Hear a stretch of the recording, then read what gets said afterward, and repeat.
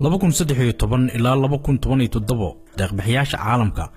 ayaa sheegay 4.5 bilyan oo dollar inay ku kaalmeeyeen Soomaaliya balse lacagahan si toos ah dawladda looma siin waxaa jiray dulaalin caalami ah oo la marsiin jiray dhammaan caawimaadda Soomaaliya lacagaha waxa ay ku dhamaan jireen qarashaadka diyaaradaha UN-ka u kiraysan hoteelada 5 starska ah ay degan yihiin iyo sugidda ammaankooda balse hadda xaalka taa waa ka duwan yahay waxyaalaha ay tilmaamayaan ee aad u muhiimka ah in hoosta ka xariiqay waxa weeye in la yiri intaba dawladda la soo marinay hay'ad kale inta loo yeero looma dhiibay asaasi aan jirtay diburiska dhaqaalaha iyo habeynta qorshaha maaliyadda dawladda Soomaaliya ayaa halkii ugu wanaagsanaa maraya kadib burburkii dawladnimada dhowr qaab ay xukuumadda jirto u wajahaysaa dhiirigelinta wax soo saarka gudaha kobcinta dakhliga dawladda helidda maalgashi caalami ah iyo cafinta deymaha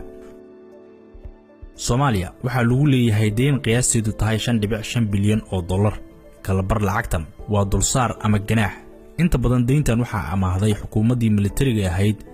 sanadihii 70-meeyadii iyo bilowgii 80-maadkii waxa lacagahan lagu qarash gareeyay dhismaha iyo qalabaynta ciidanka xoogga dalka iyo qorshayaal kale oo lagu dhisay hay'adaha dawliga ah xilliga waxa dunida ka jiray laba awoodood midowgii Soviet iyo Mareykanka waxaan xukuumaddii militariga lacag ka amaahatay labada aqoodood iyo dawlado kale oo dunida ah qorshaha deyn cafintu waxa uu bilowday sanadkii 2013 marka oo dalka ay ka dhalatay dawlad rasmi ah ama aan ku meel gaar ahayn Soomaaliya, Eritrea iyo Suudaan waxay ahaayeen saddex dawladood oo aan buuxin shuruudaha hindisaha deyn cafinta ee IMF iyo World Bank. Hindisahan ayaa ahaa mid loogu talagalay dalalka aan kari karin inay iska bixiyaan lacagaha lagu leeyahay si horumarin iyo maalgashi u helaan. Qorshahan oo si tartiib ah u joogsaday sanadkii 2016 ayaa waxa uu si xooli ah u bilowday Abriil 2017. 20 Abriil ee sanadkan wasiirka maaliyadda Soomaaliya Cabdiraxmaan Bayle oo ka qayb galay shirka looga hadlayay taakulaynta iyo cafinta deymaha Soomaaliya ee ka dhacay Washington ayaa sheegay in World Bank iyo IMF ay ku qanceen nidaamka cusub ee dhaqaalaha Soomaaliya iyo hufnaantiisa dawladda Soomaaliya ayaa hirgelisay inta badan shuruudaha lagu xiray si is-aaminaad u timaado waxaana ka mid ahaa qorshe maaliyadeed oo sharciga waafaqsan canshuur ururin keentay sare u kaca dakhliga bixinta mushaarka shaqaalaha iyo hanaanka hufnaanta ka muuqato ee lagu maamulo dakhliga dawladda 13 September waxaa golaha ammaanka ka hor qiray jiritaanka isbedeladan Michael Keaton IMF benchmarks are being met domestic revenues are increasing public financial management is improving business confidence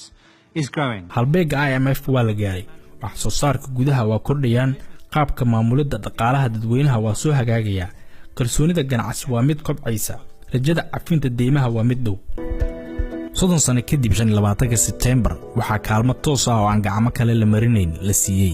dawladda waxaana Soomaaliya u jeesatay wadadii ay ku gaari lahayd madax bannaani dhaqaale sanad ka hor iyo xoogaha markii aan shaqada bilownay waxa dhibaato noqotay inaan ku qancino dadka Soomaaliyeed ajendaha ugu weyn ee dawladdu yeelanayso waxa ay tahay inaan ka shaqeyno arrimaha dhaqaalaha